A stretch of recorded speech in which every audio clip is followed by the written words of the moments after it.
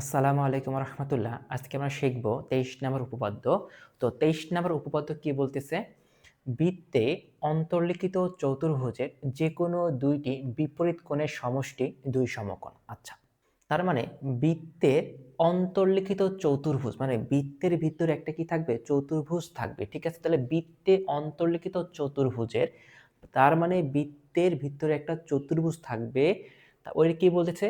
চতুর্ভুজের যে কোনো দুইটি বিপরীত কোণের সমষ্টি। তার মানে আমি খুব ভালো করে জানি চতুর্ভুজের কয়টা কোণ থাকে? চতুর্ভুজের 4টা কোণ থাকে।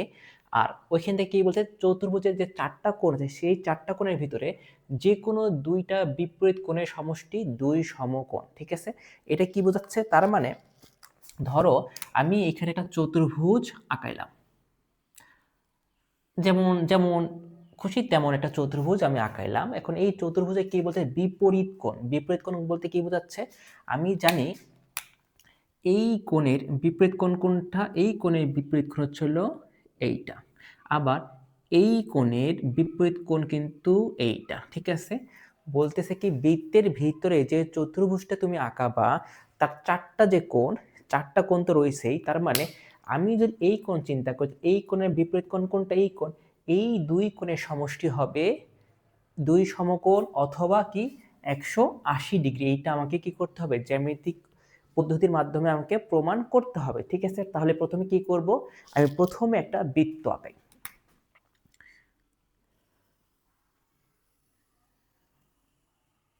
বৃত্ত আঁকাইলাম। এখন বৃত্তের কি থাকে? একটা কেন্দ্রবিন্দু থাকে। তাহলে এই ঠিক এই হলো একটা বৃত্তের কেন্দ্রবিন্দু। এখন আমাকে কি করতে হবে? আচ্ছা, এখন আমাকে দেখতে হবে চতুর্ভুজ আঁকাইতে হবে। ঠিক আছে, তাহলে চতুর্ভুজ কিভাবে আঁকাই? আমার মন মতো করে আমি একটা চতুর্ভুজ আঁকালাম। যেহেতু বইয়ে যেভাবে চতুর্ভুজ দেওয়া আছে আমি ঠিক একটু ওই রকম করেই চিন্তা করি। ঠিক আছে, আচ্ছা,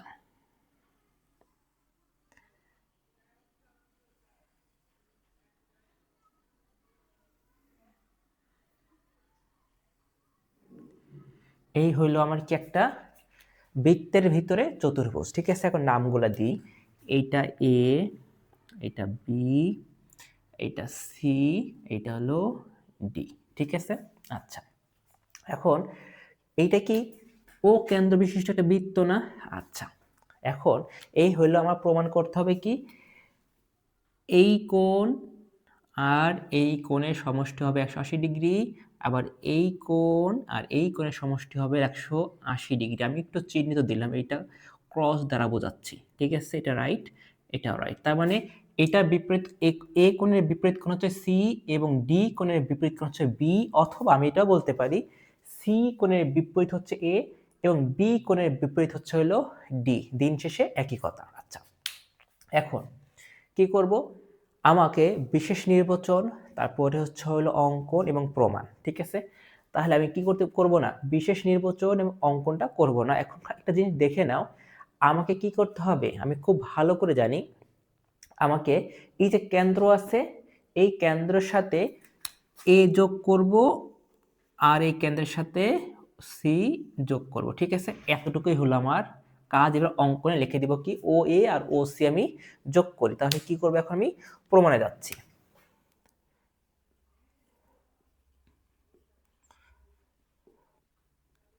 আচ্ছা, এখন প্রমাণ করব কিভাবে? আমি খুব ভালো করে একটা জিনিস জানি, সেটা হচ্ছে কি এখানে দুইটা চাপ আছে। কি কি চাপ?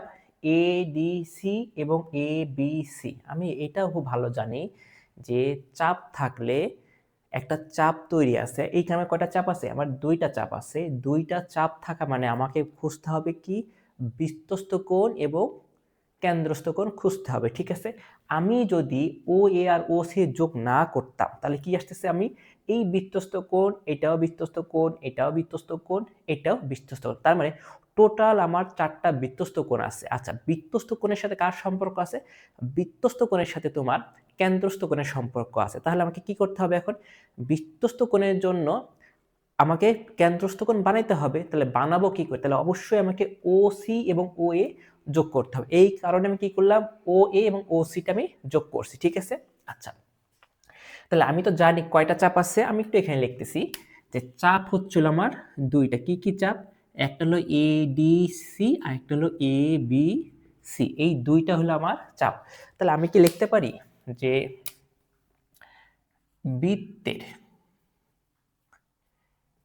বৃত্তের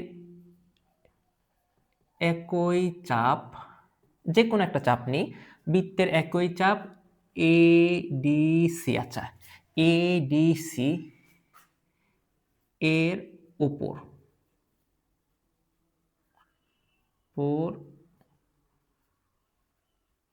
দণ্ডায়মান। আচ্ছা, দণ্ডায়মান কি আমি জানি? কেন্দ্রস্থ কোণ বৃত্তস্থ কোণের দ্বিগুণ। এই কথাটা আমি লিখলাম যে বৃত্তের একই চাপের উপর এই বৃত্তের একই চাপ এডিসি এর উপর দণ্ডায়মান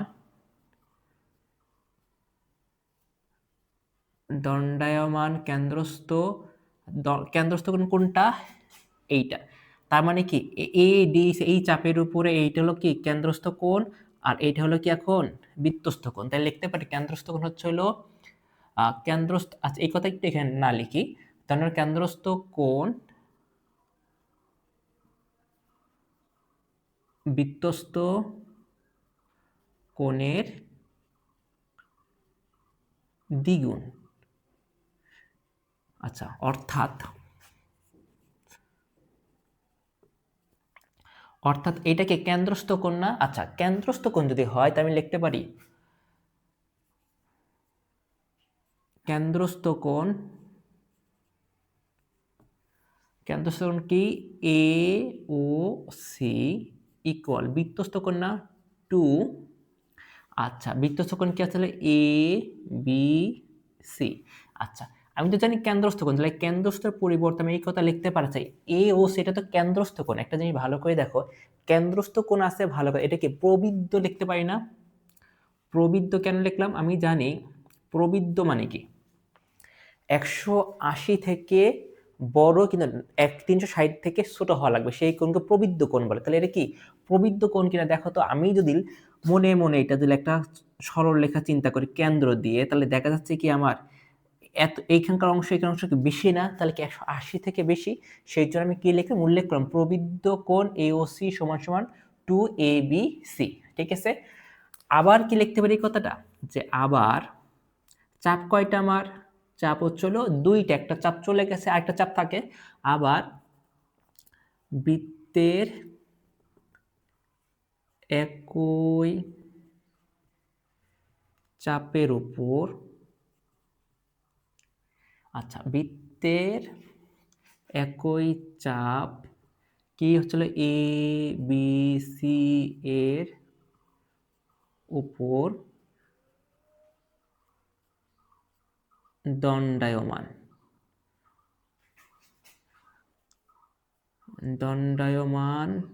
কি কেন্দ্রস্থ কোণ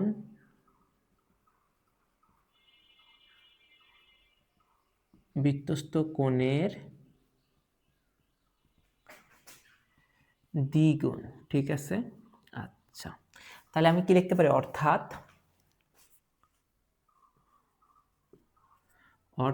এখন দেখো এটা কি এখন এই কোণ না, এই কোণ এ বি সি এই চাপের উপর এটা হলো কি কেন্দ্রস্থ কোণ, আর এইটা হচ্ছে কি কোণ? বৃত্তস্থ কোণ। তাই লিখতে পারি কোণ এ ও সি ইকুয়াল 2ADC।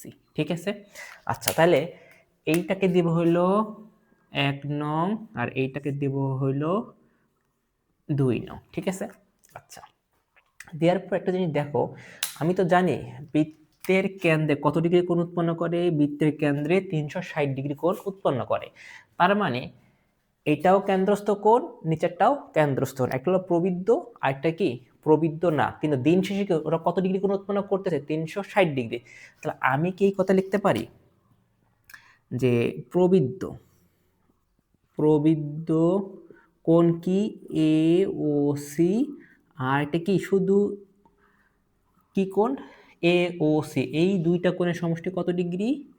4 সমকোণ। ঠিক আছে, আচ্ছা 4 সমকোণ যদি হয়, ঠিক আছে 4 সমকোণ পাইলাম, তাহলে আমি এখন কি করতে পারি?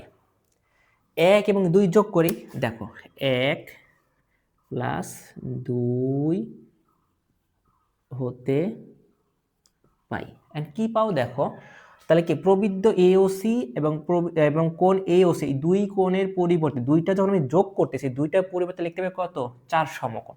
তাহলে আমি কি লিখতে পারি একটু ঘুরাই এরকম যে এইখানে হলো 4 সমকোণ।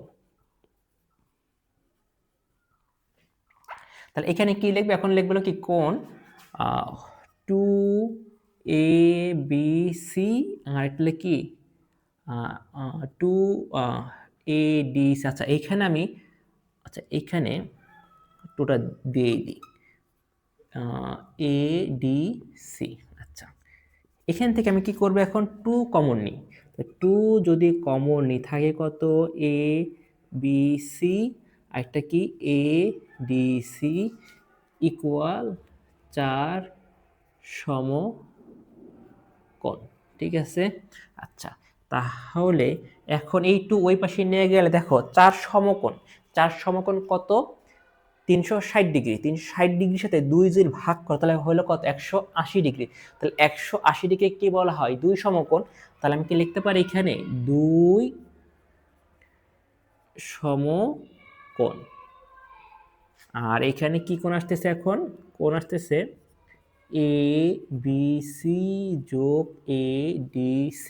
আচ্ছা তার মানে কি ABC এই কোণ আর ADC এই কোণ। এই যে বলতেছে কি চতুর্ভুজ বৃত্তের ভিতরে যে চতুর্ভুজ থাকবে সেই চতুর্ভুজের বিপরীত দুইটা কোণের সমষ্টি 180 ডিগ্রি। দেখা যাচ্ছে কত দুইটা কোণের সমষ্টি 180 ডিগ্রি অথবা 2 সমকোণ। তার মানে এটা প্রমাণ হয়ে গেছে। তাহলে আমি কি বলতে পারি অনুরূপভাবে আমি এখানে লিখতে পারি যে আবার অনুরূপভাবে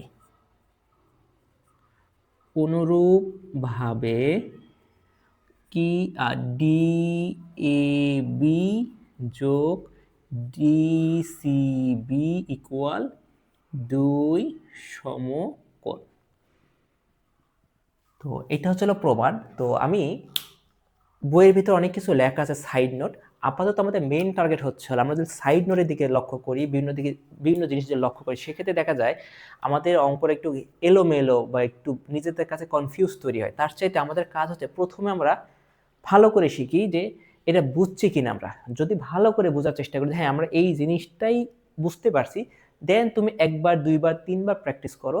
প্র্যাকটিস করার পর দেখবে যে বইয়ের ভিতরে যে ছোট ছোট যে সাইড নোটগুলো আছে তুমি সেগুলো খুব সহজেই ধরতে পারতেছো।